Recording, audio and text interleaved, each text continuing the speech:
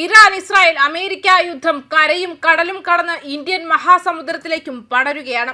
ശ്രീലങ്കയുടെ തെക്കൻ തീരത്തിന് സമീപം ഇറാനിയൻ കപ്പലിന് നേരെ അതിശക്തമായ അന്തർവാഹിനി ആക്രമണം ഉണ്ടായതായിട്ട് റിപ്പോർട്ടുകൾ പുറത്തുവരികയാണ്. ആക്രമണത്തിൽ കപ്പലിലുണ്ടായിരുന്ന 101 പേരെ കാണാതാവുകയും 78 പേർക്ക് പരിക്കേൽക്കുകയും ചെയ്തു. പരിക്കേറ്റവരിൽ പലരുടെയും നില അതീവ ഗുരുതരമാണ്. ഉച്ചയോടെയാണ് അന്താരാഷ്ട്ര കപ്പൽ പാതയ്ക്ക് സമീപം നടുക്കുന്ന സംഭവം അരങ്ങേറിയത്. കപ്പലിൽ നിന്നും അപായ സന്ദേശം ലഭിച്ചതിന് പിന്നാലെ ശ്രീലങ്കൻ നാവികസേനയും പ്രതിരോധ മന്ത്രാലയവും വൻതോതിലുള്ള തിരച്ചിലിനും രക്ഷാപ്രവർത്തനവുമായി രംഗത്തെത്തിയിട്ടുണ്ട്.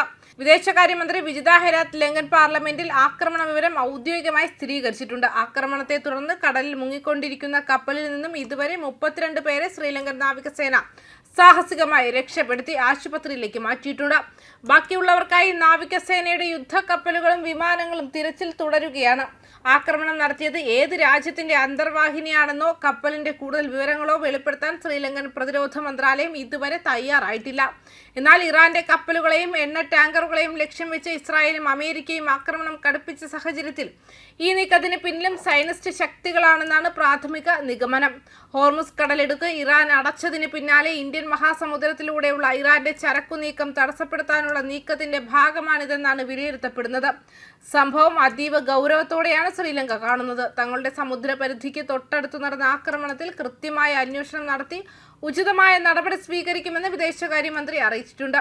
ഇറാനിലെ ഭരണ നേതൃത്വത്തെ തകർത്ത അമേരിക്കൻ ഇസ്രായേൽ സഖ്യം ഇനി ഇറാന്റെ ആഗോള വ്യാപാര ശൃംഖലയെ കടലിൽ തകർക്കാനുള്ള പുറപ്പാടിലാണെന്ന് പ്രതിരോധ വിദഗ്ധർ ചൂണ്ടിക്കാട്ടുന്നു.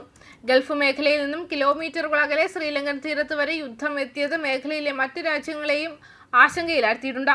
ഇറാന്റെ ഔദ്യോഗിക പ്രതികരണം വന്നാലുടൻ സ്ഥിതിഗതികൾ കൂടുതൽ വഷളാകാനാണ് സാധ്യത. അതേസമയം ഇറാന്റെ ട്രൂ പ്രോമിസ് 4 എന്ന പ്രതികാര നടപടിയുടെ ആദ്യ 2 ദിവസങ്ങളിൽ US സൈന്യത്തിന് കനത്ത നഷ്ടം സംഭവിച്ചതായി ഇറാന്റെ ഇസ്ലാമിക് റവല്യൂഷണറി ഗാർഡ് കോർപ്സ് അവകാശപ്പെട്ടു. 2 ദിവസത്തിനുള്ളിൽ 650-ലധികം സൈനികർ കൊല്ലപ്പെടുകയോ പരിക്കേൽക്കുകയോ ചെയ്തു.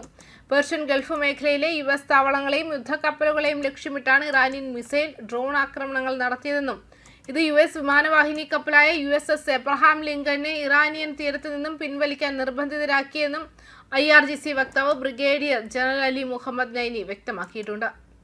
News desk Karma news.